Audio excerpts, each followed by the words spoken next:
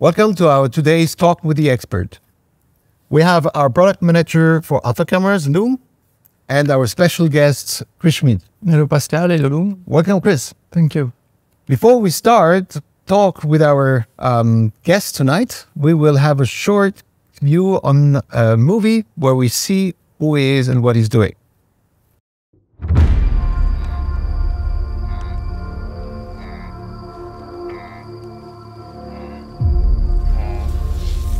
Nature is behind all life dwelling on Earth.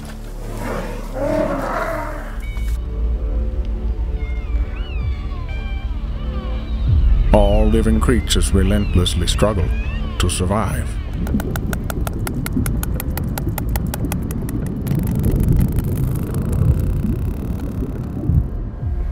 It's just another one of those days. Life is a song of courage and love, a dance of hunters and preys. Never ends. It's just another one of those days. In a continuous quest for balance and harmony,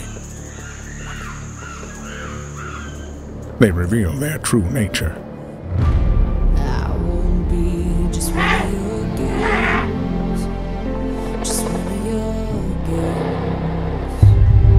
'Cause I can't be one, so don't try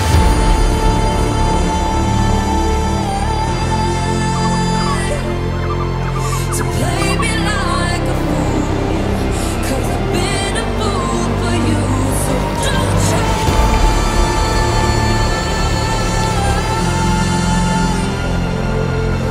To beg me for my love, 'cause I'm better off as one.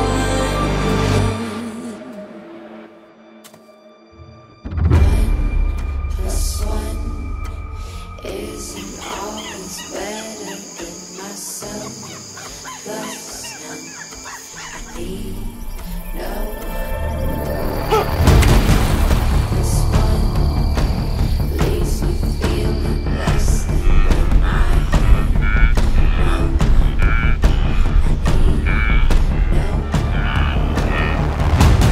I'm not alone just 'cause you're gone.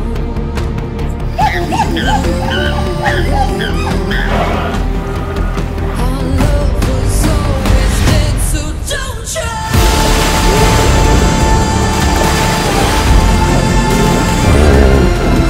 to play me like a fool. 'Cause I've been a fool for you.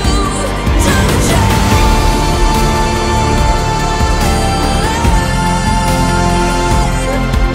to play me for my love, 'cause I'm better off as one. Don't try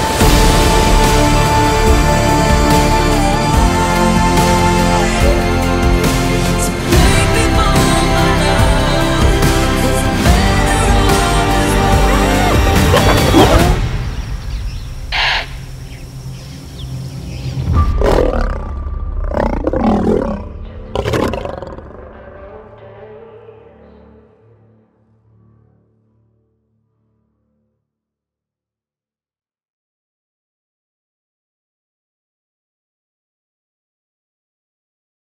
So, pretty amazing pictures you've showed us.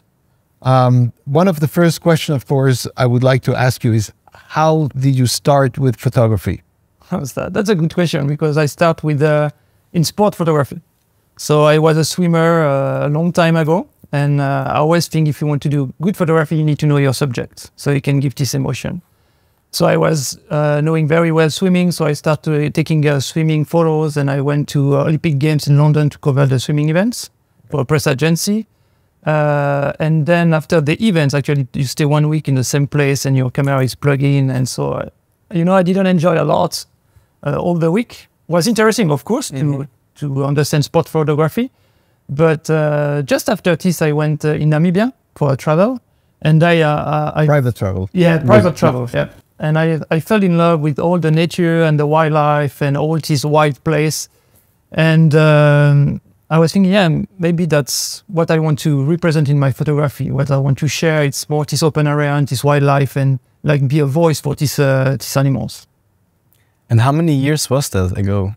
when you did the switch from So sports was Olympic game was 2012, and was until August. In September, I left to Namibia, and so it was a switch between 2012 and 2013. Okay. So I really start wildlife photography beginning of 2013. Actually, when I switched to from the other brand to Sony, it was same. Okay, very interesting. And I mean, we had a look at the video and a lot of animals. Do you have like a favorite animal you like to take pictures of? Or like specific also like scenes more like in the morning, afternoon, evening? What is like your favorite like golden hour or animal in a sense? Yeah, so my favorite animal is cheetahs. So I really love cheetahs because they are the more fragile carnivore actually. So when they kill something, the lions will take it, the hyena will take it, and everything. So they are very fragile. And, you know, they are so nice to see them walking, so graceful. And actually, it's very interesting because they're also active during the day. So it's, you know, it's a cat which is active during the day. So it's much more fun for photography and filmmaking to film something during the day than the night. And that's why I really love cheetahs. I do love lions as well, but it's much more challenging because they sleep 20 hours a day. Yeah. So if you don't find them before 7 o'clock, then you're dead until 6 in the evening. But the question, the lions, are they active more in the night or day? Yeah, they're active in the night. In the night. They're active in the night until 7 in the morning, and then when it starts to be hot, then they start to sleep. But you need to be careful because sometimes you think they're sleeping, but if something passes straight next to them, then they will try to make a run. So they are quite opportunists, but otherwise they're sleeping during the day. And so you're shooting at quite remote places, right? Yeah. I think it needs a lot of preparation to do that. So how do you prepare when you go for an assignment like on the other side of the planet in such remote places? What is the most important that you have to think of, or how do you prepare yourself? So yeah, so when you are on the remote location, if you forget something, it's difficult to get back. So I have 3 or 4 shooting lists actually at home, and when I'm preparing my camera's equipment and clothes as well, I just go through the list and I check, and so I'm sure that everything is here. And why do you have 2 or 3 lists? Because I have something if it's really remote, like it can take more batteries. I have something for the cold. I have something for a more normal place, like beach, underwater. And then I have, like Serengeti, which is not remote. I have access to the plug every night. Okay. But so, it's different type, but it's for 3 to 4 lists. Okay. And how long does it usually take, like on average? To prepare everything is like, oh my gosh, it's like 1 day. Yeah, because you need to prepare everything and you put everything on the floor, and then you need to charge all the batteries, and you need to check all the setups, especially if you're filming.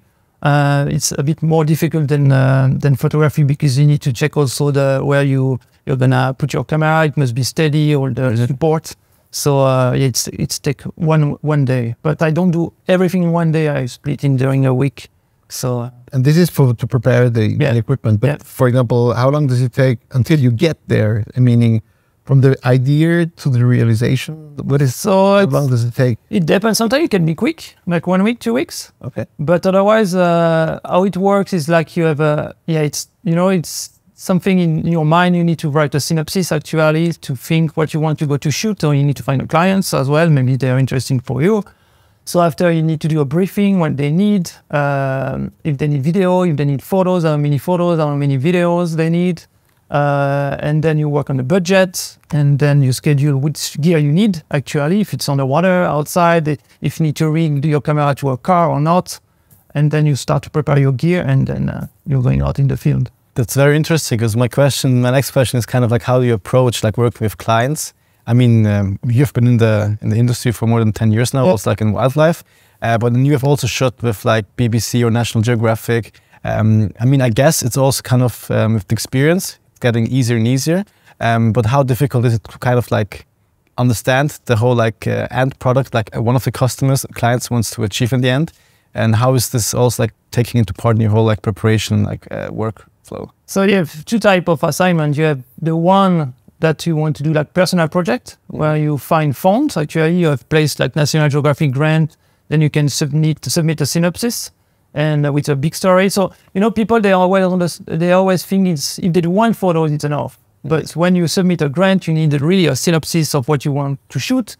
What's the conservation effect? if you are working with local people as well, because if I submit something to Nat Geo and I say, okay, I'm coming with 4 Swiss, but I don't work with local, they will refuse automatically because it's important for them to make job as well. Exactly.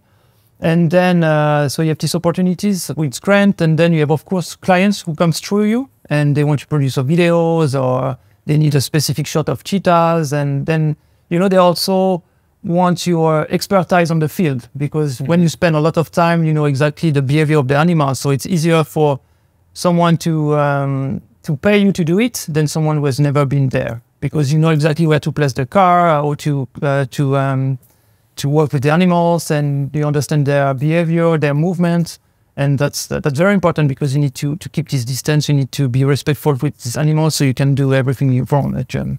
Quite complex, right? I mean, I think a lot of people think that doing wildlife animal photography is just like sitting in a car and waiting that something happens. Yeah, you have this stuff. A little bit more challenging. Yeah, but yeah, it's, you know, there are some people, they work like a checklist. So they go to safari and they want to see an elephant and lions and want to see a leopard. So they come back with various photos. They are nice, of course. But after, it's difficult to sell to a magazine or to do something with Nat Geo because it's not a specific story. It's a story of the place, but you don't have, you know, it's much more easier to say, okay, I'm going to spend 3 weeks following the same cheetahs. So at the end, you have a story about these cheetahs, this family, maybe it's a female with cubs, and so you can tell a story about this. And that's very important. I think storytelling in photography, in videography, it's everything. I think it's very important. So you plan a lot of things, but did you ever had a really challenging assignment where things didn't work so well? Yeah. No, it happens, of course, because you're working with animals. So you can try to predict everything, but of course, when it's until you're on location, you don't know exactly what you're gonna find, where and what. So sometimes it's happened you're struggling during a couple of days to find the good individuals to follow. For example, we've been doing the desert lions. There are only 180 lions living in the desert in Namibia. And the challenge was to follow these lions every day. So when we were living in the night, we were staying close to the lions. And during the night, they were moving 50 to 65 kilometers. And through canyons, through dunes, so there is no road. So you do off-road. And it was so much challenging because when we were leaving in the morning, we started to track the lions.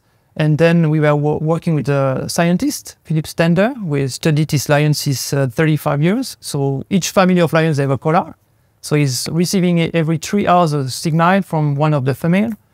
And as soon as he got the first signal, they were 30 kilometers away. So the time we reached there, it was already 3 o'clock, 4 o'clock. And like I said, the lions sleep after. So you're waiting until the evening. And then they start to be active and the sun is going down. And then, yeah, you sleep. And the morning after, they are... Start to repeat. Yeah. It's so interesting to get this kind of insights as well. Because, I mean, yeah, as Pascal mentioned, wildlife, you go on a safari, take a camera, and then... Yeah. Some pictures, but actually like building up the story and following them might be very time consuming, but I guess also rewarding. Yeah, I think that's the most rewarding thing. Is like we were following a female cheetahs in the Serengeti during 3 weeks. And at the end, she gets used to us. Yeah. So every time she was hunting, you know, she was with a little cub and she was leaving the little cub next to the car. And that's, you know, that's something that it happens if you follow the same individuals, and you also learn that it's not easy for them to hunt. They miss a lot of prey actually. So, but if you come and just say, okay, I'm gonna check this cheetah, I think you don't learn anything. You just see a cheetah and that's it, but you don't. Well, I have a question though. I mean, you've worked as a wild photographer quite a long time. And I mean, it's wildlife. Those animals might be also like dangerous. Did you ever had like, do you have like something to like share with us, kind of a situation where you were like, whoa, this was like close, or this was very dangerous in a sense, or have you always been very safe? And yeah, I think if you keep the distance with the animals and you respect them, and you can see also the behavior, if the lions are good, if they are bad, if you're too close or not. Actually, the best thing is to keep space. If they are good, they will come closer. If they are not, they will leave. But you don't need to push the contact, actually. And that's why we are using long lens, because we can keep this distance, and you get also normal behavior, natural behavior. You don't have a stressed lions with the ears down and looking like this. So that's very important. But one moment that was still with the desert lions. So we were in the canyon with big cliff actually, and we should choose to put the camp during the night. So it was upstream or downstream of this canyon, and we choose to put the camp upstream. And so we have one chance on 50% of the chance that the lion, they will pass in camp during the night. And during the night, there is these 4 lions that pass just next to the tent, and the male lions start to roar. And that's so impressive because you're in a tent and you have all the river from the canyon, and you can hear the lioness actually walking through the tent. And but you know, if didn't happen anything, if they just passed through the camp, but it's just this sound that, you know, it's reverberating inside, and yeah, you feel quite alive, but you don't move, you know. It's like very relaxing to say, okay. But that was nice. I imagine. As it is unpredictable, I think it's also important to have the right gear, right time, and everything. And we ask you to bring us some of your favorite gear, and may you show that what you have in your box, of your course. bag normally. Of course. Just have an idea of what you're taking with you on these expeditions. So, you know, in photography, in wildlife photography, we say, when you're waiting, you say, you need to be everything ready, and then you wait. Because you never know when it happens. So I start with the one that I use the less, actually, in wildlife photography, and getting more. So the less is the 16-35, Okay. the GM. Why the lens? Because like I said, you know, you always try to respect this distance with animals, actually. But sometimes it's very interesting to have a wide-angle lens, especially if you have beautiful trees with lions on top of the trees or leopard. So you can change a bit the perspective. And that's when you need this lens. Because when you see these trees, you say, okay, that's good, I took the 16-35. But I think it's, I don't know, I will use like 5% of my shots are made with this. I remember one picture, as you said, of a tree where there were some lions on, and that's impressive because at the beginning you just see the tree, and then you start to see all the lions hanging around, let's say, in the branches. Yeah, that's when you need to have this lens, this special occasion. And I use, of course, in the underwater photography, that's the goal lens to have. So Underwater? Yeah, underwater, it's 100% of the shot with the 16-35. So that's the lens. I will talk about the body after, I think. Yeah. Here to me. Thanks. The second lens which I use, it's the 70-200 or 100-400. Actually, I don't use a lot the focal length between 35 and 70 because I think it's too close to human, you know, vision. And you know, it's something that I don't feel good using it. It's too normal for me. You know? Boring. It's too basic, and so that's why I'm more used. Yeah, between 100-200 with this one. After it depends the location. If I go maybe to Namibia and I have a lot of plains, or the Serengeti, lots of plains, so I love to take wide shots, so I will take the 70-200. But if I need a bit more versatility where there is more trees and everything, maybe I will choose a 100-400. So it depends the location. But what I love about this is the 2.8, of course. It's very nice to have this subject going through the lens, and you have this blurry black background. And what I love is to actually I reverse this. Like Put it up. Yeah, put it up. I take the camera like this, I can do split up the screen, and then I can shoot like this. So I have a very low angle.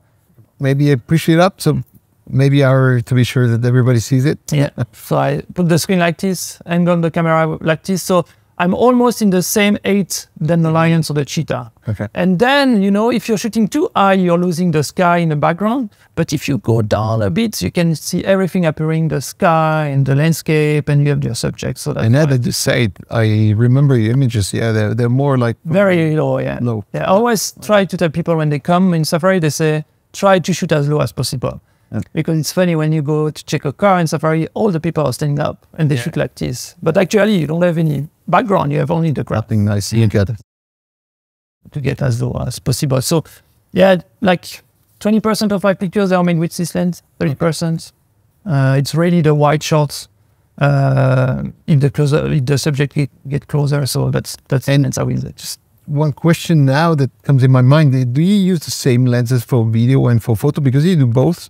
So are you using both the same lenses for your camera? Yeah, underwater I will use also the 16-35 to film. Otherwise, with wildlife in Africa, I won't use any 16-35. I will use only the 70-200. This one is the one I fix on the car, actually, on the rib on the car. So that's the 70-200 with the FX6 or A7S III. And sometimes I put even a converter on in the 1.4, so you have a bit more rich. And then you have a follow focus, you have a zoom gear as well, and yeah, it's a big setup, but it works nice because it's easy. But do you use it also for the FX6 or FX3, for example? Yeah. That's the good thing with the big advantages of the 1 month. Yeah, exactly. Yeah, you can use the same lens, which is good because when I leave, I don't need to take 2 times 270-200. I can only take one, and I can take photos with it. It's amazing to hear you talk about lenses and like also this whole go native. And I mean, we can maybe also like before we see the other products in your showcase, have a quick look at the Go Native campaign again. Great idea. Because you've also been part of our Go Native campaign, and I think we should quickly show the clip as well and see you also in action with the lenses and how you use them. Cool, perfect. Let's do that.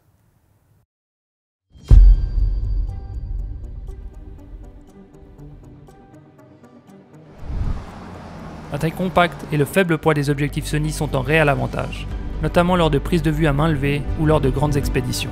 Meine Erfahrung hat mir gezeigt, dass ich die besten Resultate erziele, wenn ich in Kombination mit meiner Sony-Kamera auch original Sony-Objektive verwende.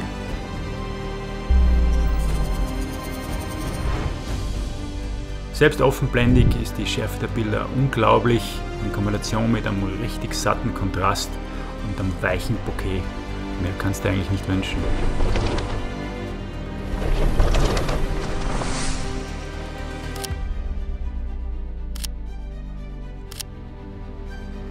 Die Abbildungsqualität der Sony-Objektive ist einfach fantastisch. Eine sensationelle Kombination mit meinen hochauflösenden Alpha-Kameras.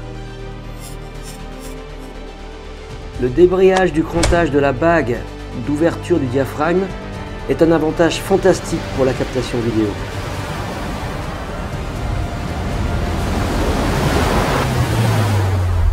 En tant que photographe et vidéaste animalier, disposer d'une monture unique est juste incroyable. J'utilise des objectifs Sony pour mes appareils photo alpha et mes caméras vidéo professionnelles. C'est vraiment un système incroyable qui me permet d'utiliser les mêmes objectifs pour différents usages ou différents types d'appareils photo.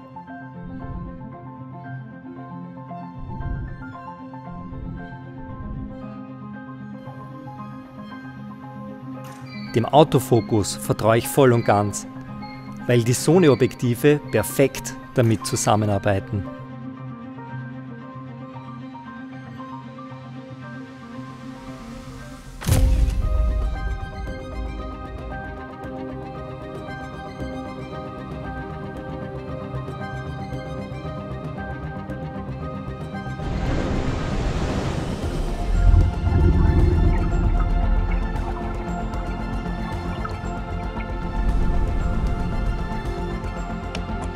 Die Abbildungsleistung der Sony-Objektive überzeugt mich zu 100%.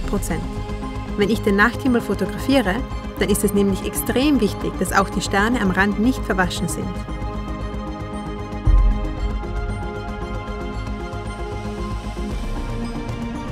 Der OSS ist ein grandioses Feature. Er hilft mir, auch ohne Stativ und bei schlechten Lichtverhältnissen verwacklungsfreie Bilder zu erzielen.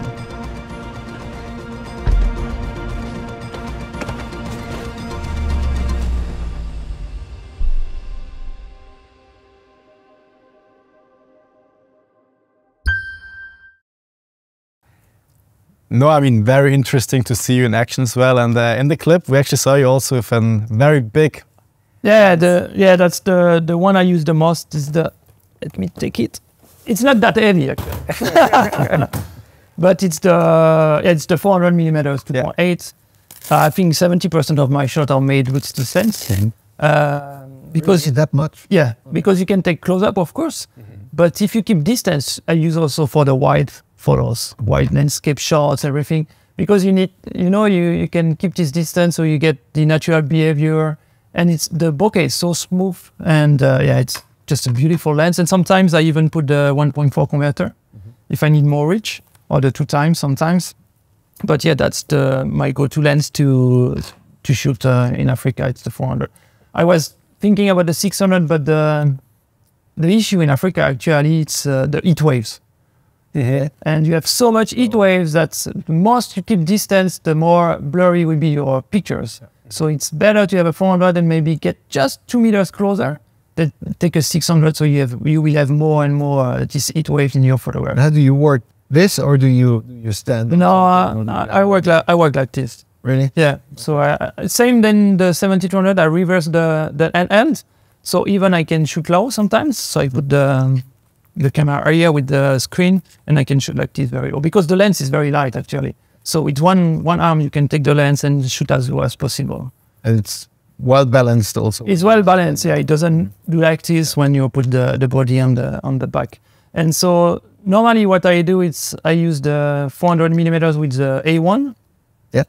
And I will use the 70-200, 100, 400 with the A7R5. After I might change, depends if I really want the best definition with a very nice portrait of Alliance, maybe I will change and put the A7R5 to the 400mm.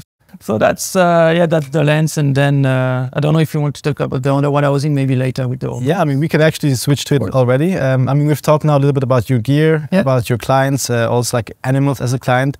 I really like to hear like this kind of like having the distance and how like the lenses help with it as well.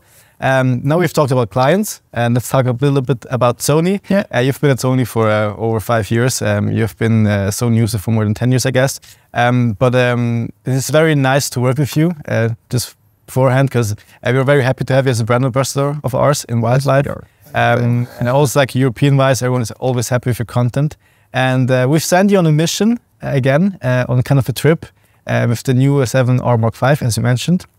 And it was, I think, a special one because you've used underwater case, which you can show to us as well. Yeah. And we also published an interesting article on Alpha Universe, which we can have a look together as well.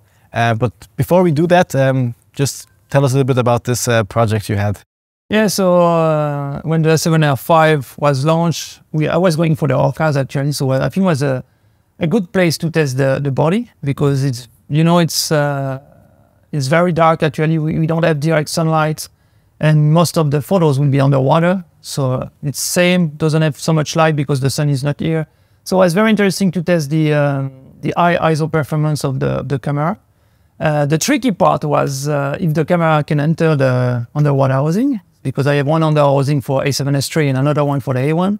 And so I quickly contact Pascal if he can send me the camera to test it in the underwater housing, and which is good, it works. So which one is it now? The same as the 7S III or the A7S III? A7S III. Exactly, so it works, of course. But it's nice because, the body size, it's just a little bit different, but in the underwater housing it works. And it's important because what was important for me is that I can reach all the function actually of the camera, because you need to set up your camera as well in the underwater when you are underwater. So it was very important for me that I can change the ISO, I can change the speed, I can set it up everything. So, but yeah, it works, and that was the good things with. You can save a lot of money because you don't have to buy another housing for the camera. Right? Yeah, and it's same because it's very nice because I can use the A7S III in this body, so I can go filming. And then if I need higher resolution shot, I can put my A7R5 with the same. I don't need to take off everything, change the dome, and so it's the same body configuration. And I mean, for me, it's very cool to see this case in real life as well. It's actually the first time. Yeah. Is it a heavy one? I mean, in the water you don't really feel it, but yeah. So it's heavy actually because we had a screen, so you have a more screen coming up, so you can see better actually, and it weighs a lot. But when you're underwater, it's neutral. Doesn't move, doesn't sink, doesn't float. So you can keep it like this, and it's nice. And that's very cool. I would say let's have a look on the end result. I think it's time to have a look at it. Yes. And I would say the best is we just go through the article together quickly and look each picture, and then you can share the experience and also like your experience with the R5. Yeah. Because I mean, you mentioned before with the high resolution, and especially like when you print them out at the end, why it is as important as it is with this camera. So let's have a look together. So now we see the article on the Alpha Universe. As you as mentioned before, you were Alpha Universe brand ambassador as well. So there are many images and stories that you shared with us there. But here is the one where we're talking about the 7R Mark V. Light in the Darkness. Quite an interesting title. Yeah. Why did you choose Light in the Darkness? Because it's all this meaning of you don't have any light actually. You don't have any sunlight during the day because we are really end of November, so the sun is down all the time. Okay. but you still have these blue lights, purple lights. Even in the water, it's very dark, but it's still clear. So yeah, it's like you can see in the darkness, because sometimes people, they see a sunset or sunrise, and they would say, okay, sunset is gone and I can go home. But I think the best light is just some minutes after the sunset. It's there. Yeah, the blue hours. Means also that you had to work with high ISO, right? Yeah. That was the challenge. It's to work with high ISO. So I was curious to check how the camera will react actually. And the challenge was also we were shooting from the outside. All the pictures from outside the water was from a rib. So it's a little Zodiac. It's bumpy. And so to compensate all the movement, you need to have a fast shutter speed as well. So we say fast shutter speed, you need to go higher ISO. So you can go down with your aperture. Of course, you can open up your aperture. And that's why you was using the 70-200. So, for example, here with this image, typically how much ISO would you use? So here it was 2500 ISO. It's even on the picture. That's great. Yeah. See that. So if you go on the website, you will see the specification. That's great. Yeah, that's quite a lot. 2500 ISO for a 61 megapixel camera. Yeah. So good to hear that. You have great results. Yeah, and then it's clean, and the noise. It's very clean, very nice. It works well. And then on the next picture, we can also see you in action. Be honest, was it cold? Yeah, it's cold. Actually, it was colder outside than inside the water. Really? Yeah, because inside you have this excitation, and it's like the water was 6 degrees, so it was okay. But and how long do you usually stay in the water? It depends actually, because you have 2 moments you can enter with the killer whales, with the orcas. You can go when they are in movement. So you need also to know if they are interested about you or not, because if they are not, they will leave. So you need to spend a bit time with the Zodiac next to them without disturbing them. And when you can see that they react a bit, you can enter in the water, and then they pass through to you. Sometimes they come back, they are curious, that's very interesting. And then they leave, and you go up again in the Zodiac, and then you go more, and then you jump in the water, that you need to go slowly. That's the first thing. So I think this is the part when you get the most cold, because you need to go up and down and up and down. And in the Zodiac, it's quite windy. And how much time does it take? Like the whole session? Like, are the killer whales like after 5 minutes? Well, now we're... No, you can stay 2 hours outside on the Zodiac, on the rib. Yeah. But the best thing is when they hunt, actually. When they hunt, you can stay 1 hour in the water. So when they can... Forgot about the time. Yeah, you forgot about it. They are doing this ball, actually. They are going down. You can see them hunting, and they are bringing up the herring. Yeah. And they are forming a ball, and then they're gonna kick the herring in the ball, and the tail or in the tail, and then they start to eat, and it takes 1 hour to eat everything. Actually, they can stay until the unpack whale they come. So the unpack whale, they hear the orcas, and then they will come and they bring the ball, and the orca they leave. Okay. Very interesting. Now let's have a look at the next picture as well.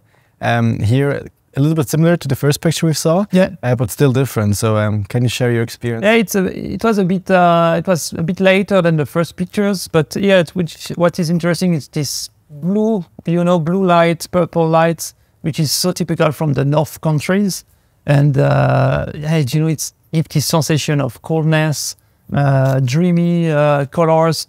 So it's nice. It's very nice, I think. And same here, you have a higher ISO, and you need to keep the shutter speed as fast as possible. And so that's why it's 1000. So now we've seen quite so many pictures of the orcas in action as well. Very impressive. But you didn't just shoot the killer whales. You also had the chance to do some landscape, and also like the privilege to see the northern lights again. I guess it was not the first time. No. But I think it's always very impressive to see them in real life. Yeah, it was impressive because we were staying on a sailboat. So every night we were sleeping on the sailboat in a fjord, actually. And I was able to take this northern line handheld with the camera from a boat handheld. So everything is moving. Actually, you have a boat, and then it's everything handheld, no tripod, everything. And you can get a clear image. I think it was 6400 ISO. And I was using the 20 millimeters lens, 1.8. So it's very nice lens, very small, It's good for traveling and for northern lights. So I was very impressed actually with the result. I said, come on, it's so easy now. A few years ago, it would have been absolutely impossible to do that handheld, the digital camera.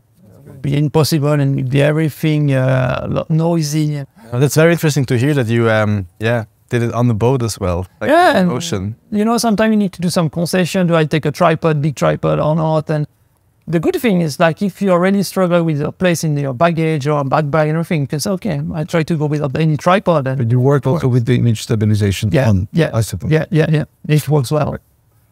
Good. And now I guess this picture you did with the underwater case. Yeah. Tell us a little bit about it. So when you're shooting underwater, you need to have a shutter speed at least at 150, and then you set up your aperture and then your ISO. And what you need to do is you can shoot wide open actually, but sometimes you need to keep a bit closer the aperture, like f4, f2.2, and then you set up the aperture. But what is interesting here is there is no direct sunlight actually. It's just the light from the day, but not from the sun.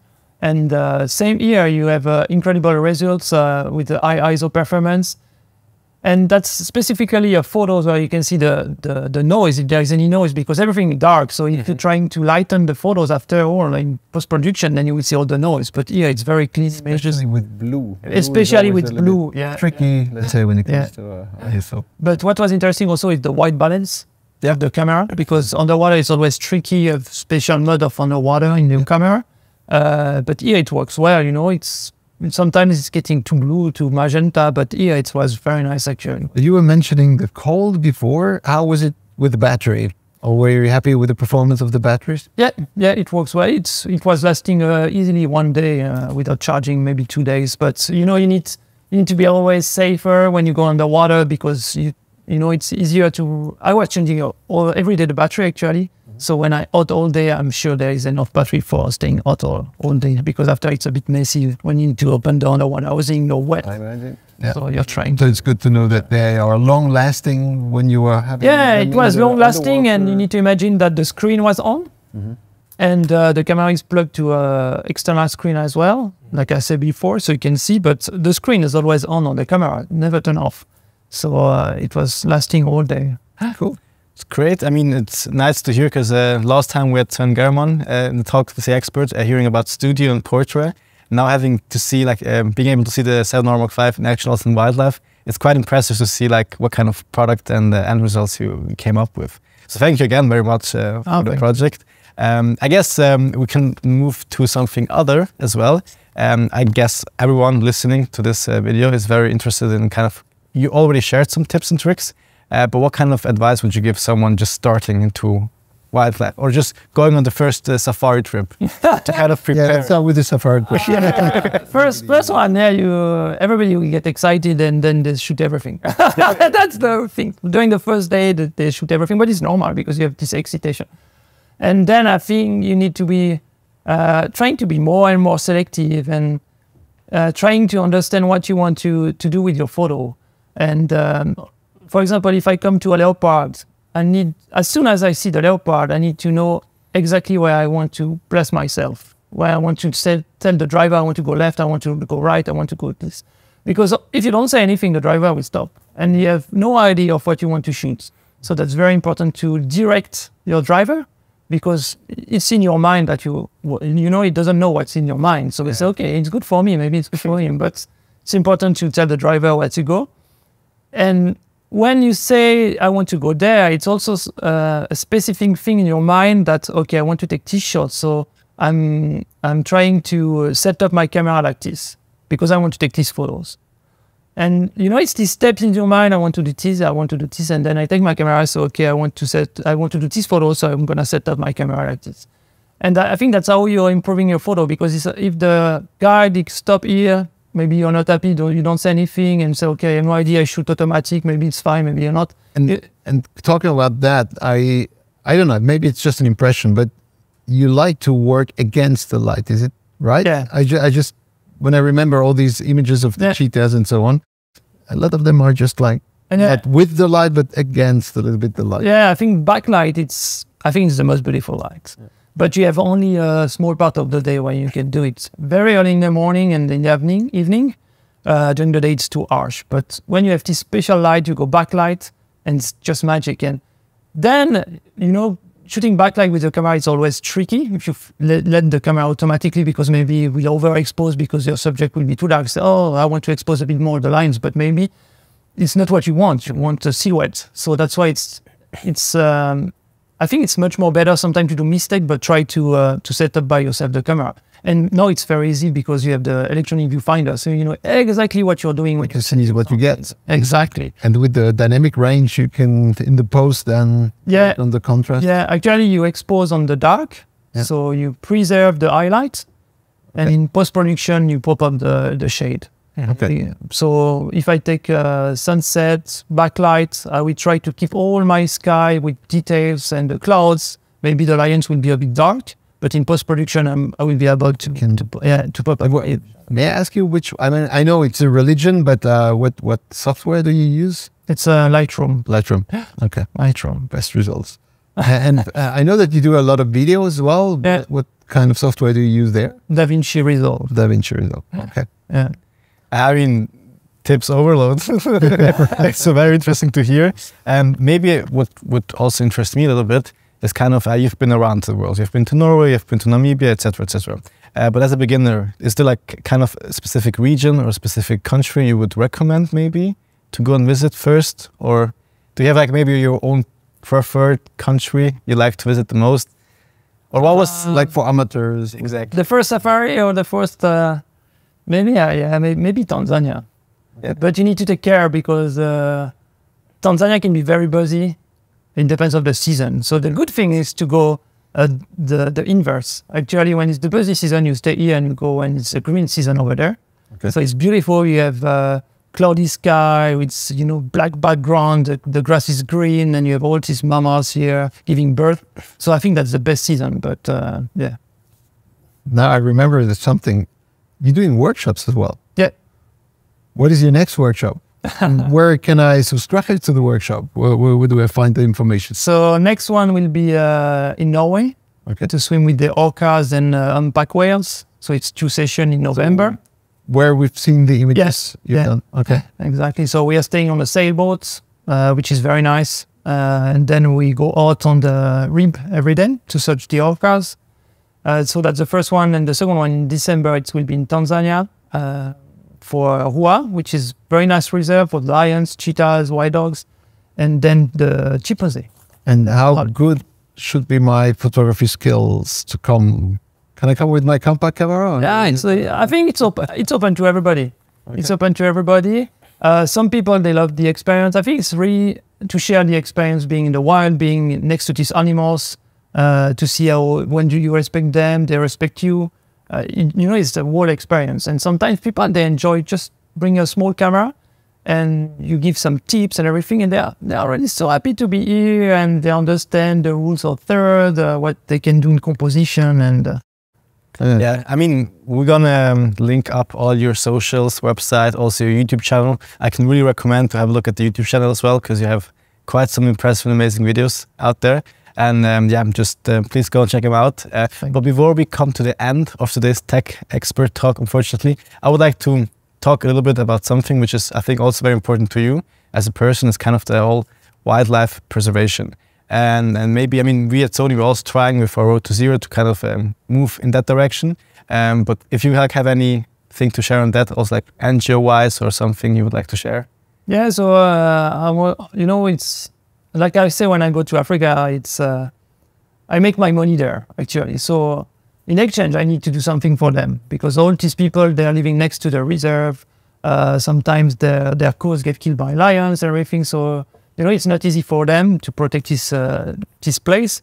So I work with 2 NGOs. It's Nomad Tanzania, for example. So what they do, they finance the people living next to the reserve. They pay the health assurance, the dentist, the school.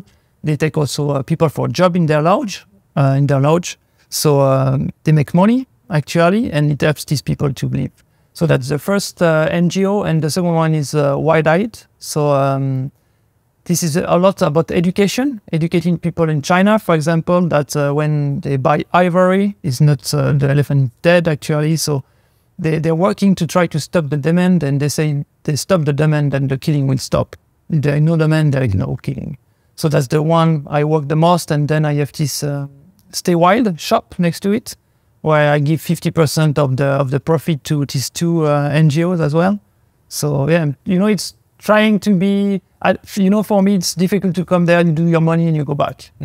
But I think you need to do something else to protect this place, because actually it's how I'm working with.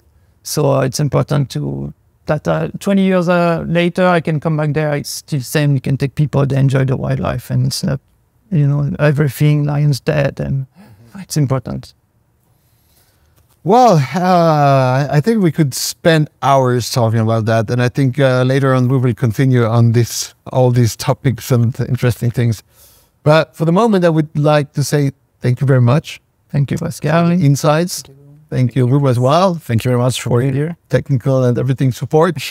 And I would say thank you for listening, and I hope to see you soon for a next Talk to the Expert.